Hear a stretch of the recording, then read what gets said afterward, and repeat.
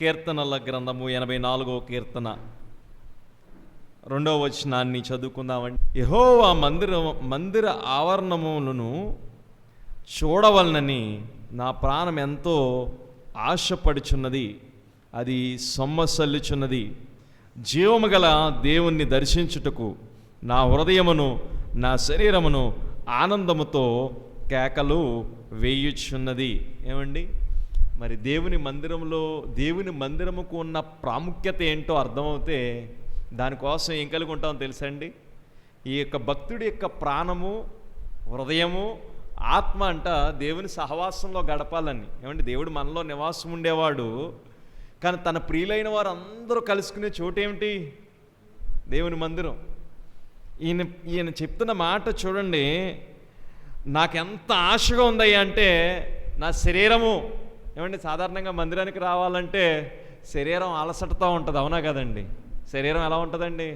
పొద్దుటంతా అలసిపోయామండి. దేవుని మందిరానికి ఉండే ప్రాముఖ్యత గుర్తిస్తే, దేవుని మందిరానికి ఉండే ప్రాధాన్యత గుర్తిస్తే ఎన్ని ఉన్నా మొదట దానికే ప్రాముఖ్యత ఇస్తాం.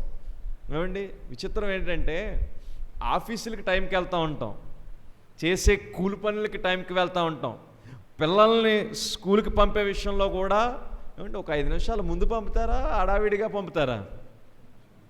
ఏమండి, ప్రతి దానిలో కూడా 5 నిమిషాలు ముందే ఉంటాం. ఒక్క దేవుని మందిరానికి మాత్రమేనండి అన్నిటికంటే ఆలస్యంగా. ఏమండి, ఎందుకో తెలియదు, అప్పుడే పని వస్తుంది. నిజమే, పనులు లేకుండా ఉండవు ఎవరికి. పనిని మనం ప్రక్కన పెట్టి దేవుని కోసం ప్రాధాన్యత ఇవ్వాలి, ఖచ్చితంగా. అది ఎందుకంటే దేవుణ్ణి ప్రేమించేవారు దేవుని సహవాసాన్ని కోరుకుంటారు. దేవుడు నాలో ఉన్నాడు, దేవుని యొక్క ఆత్మ నాలో సంచరిస్తుంది, మరలా దేవుని మందిరానికి వెళ్ళాలనే ఆశ ఎందుకండి ఈయనకి? ఎందుకనండి, తన ప్రియులైన వారిని, తన ప్రేమించేవారిని అక్కడ మాత్రమే నేను కలుసుకోగలను. ఆ దినాల్లో ఇశ్రాయేల్ ప్రజలు అంటండి సంవత్సరంలో 3 సార్లు మాత్రమే దేవుని ఆలయానికి వెళ్తూ ఉండేవారంట. ఎందుకంటే ఎక్కడెక్కడో ఉండేవారు, ఒకే ఆలయం. ఇప్పుడులా ఎక్కడ పడితే అక్కడ ఆలయాలు ఉన్నాయి కనుక ఎప్పుడు పడితే అప్పుడు కలుసుకుంటున్నాం. అప్పుడు అలా ఉండేది కదా, ఒక ఆలయమే. ఎక్కడున్న వారైనా సరే మందిరానికి రావాలి కనుక ఇక్కడ ఉన్నవారు అందరూ ఎదురు చూసేవారంటే ఎప్పుడు ఆ యొక్క దేవుని ఆలయంలోనికి వెళ్ళాలి, ఎప్పుడు ఆ యొక్క సందర్భం వస్తుంది, వెళ్తే అక్కడ పస్కాను ఆచరించవచ్చు, అక్కడ వెళ్ళి తోటి సహోదరులు అందరితో కలిసి దేవుణ్ణి ఆరాధించడానికి, సేవించడానికి అవకాశం దొరుకుతుందనని ఎదురు చూస్తూ ఉండేవారంటండి. ఏమండి, మనం దేవుని సహవాసంకి రావడానికి ఎదురు చూస్తున్నామా, లేకపోతే పాస్టర్ గారు ఏమనుకుంటారా అన్నట్టుగా వస్తున్నామా? ఎదురు చూస్తే ఎలా ఉంటామో తెలుసండి, 10 నిమిషాల ముందు కాదు, అరగంట ముందు వచ్చి కూర్చుంటాం. ఎందుకు తెలుసా? దేవుని సహవాసంలోనంటండి నూతన బలాన్ని పొందుకుంటారంటండి. చూడండి, అదే కీర్తనల్లో కొంచెం ముందుకు వస్తూ ఉంటే 7వ వచనంలో ఆ యొక్క మాటలు రాయబడి ఉంటే, 5వ వచనంలో నీ వలన బలము నొందిన మనుషులు ధన్యులు, వారు నానాటికి బలాభివృద్ధిని పొందుచు ప్రయాణము చేదురు. కనుక మరి దేవుని మందిరంలో మనం బలపడతాం.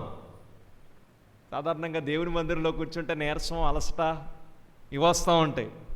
కానీ దేవుని మందిరంలో ఏమొస్తుందో తెలుసా? బలం వస్తుందంట. దేవుని మాటలు విన్నప్పుడు మనలో ఉన్న నిరాశ నిస్పృహలు పోతాయంట, మన యొక్క బలహీనతలు పోతాయంట, మనకున్న ఉన్నతమైన ఆ యొక్క దేవుని యొక్క సహవాసంలో నిరీక్షణ కలిగి ఆయన కొరకు ఎదురు చూస్తాం కనుక బలం కలిగి ఉంటామంట. కనుక ఆ బలాన్ని మనందరం కలిగి ఉండాలని దేవుని మందిరానికి వచ్చిన మనము ఆత్మతో సత్యంతో దేవుణ్ణి ఏం చేయాలంటే అండి ఆరాధించాలి. వచ్చిన మనము జీవం కలిగిన వాక్యం చేత మన హృదయాల్ని బలపరుచుకోవాలి. ఏమండి, ఎందుకు ఈ బలం అంటే నీరసం వచ్చేస్తుందేమో అని ముందే తింటాం, అవునా కదండి? నీరసం వచ్చాక తింటామా? నీరసం వచ్చేస్తుందేమో అని ముందే తింటామండి. ముందే ఎందుకు తింటాం? ఎక్కడ వచ్చేస్తుందేమో అని. ఎక్కడ ఉపవాసం ఉంటే నీరసం వచ్చేస్తుందని ఇంత బాటిల్ తెచ్చుకుంటాం కూడా, అవునా కదండి? ఇంకా మరి మన జీవన ప్రయాణంలో అనేకమైన పరిస్థితులు గుండా వెళ్తున్నప్పుడు వాటినన్నిటినీ ఎదుర్కోవడానికి శక్తి ఎవరి ద్వారా వస్తుందంటే దేవుడి ద్వారా వస్తుంది. దేవుని ఆవరణంలో గడిపినప్పుడు వస్తుంది. కనుక ఆ కీర్తనకారుడు అదే అంటున్నాడు, ఆయన మందిరాన్ని చూడాలని, ఆయన సహవాసాన్ని గడపాలని నా ప్రాణం ఎంతో ఆశతో ఉందంట, హృదయం అయితే కేకలు వేస్తుందంట. కనుక అట్టి యొక్క మనసు, అట్టి యొక్క హృదయంతో మన మందిరానికి మనం వస్తుమే కాదు, మరికొద్ది మందిని కూడా సమయం కంటే ముందే నడిపించాలి. సమయం కంటే ముందే నడిపించాలి. వచ్చిన మనందరం కలిసి దేవుణ్ణి స్తుతిద్దాం.